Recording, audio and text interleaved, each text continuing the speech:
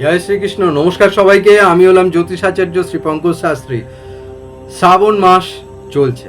শ্রাবণ মাস মানেই জানেন শিবজির মাস।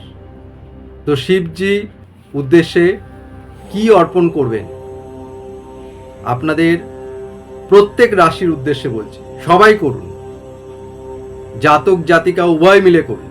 যারা নিজের রাশি জানেন না তারাও করুন। তো আসুন জেনে নিই কী করবেন এই শ্রাবণ মাস। পারলে প্রতিদিন করুন, বৃহৎ ফল করে দেখুন। যাদের যে কোনো ইংরেজি মাসের জন্ম হচ্ছে 8 তারিখ, 17 তারিখ এবং 26 তারিখ, আবার বলছি লিখে নিন, 8 তারিখ, 17 তারিখ, 26 তারিখ, তারা কি করবেন? প্রতিদিন করুন, স্নান করে উঠে শুদ্ধ বনে শুদ্ধ বস্ত্রে প্রতিদিন করুন, বৃহৎ ফল করে দেখুন। আর যদি না পারেন অন্তত প্রতিটা সোমবার করুন, করে দেখুন।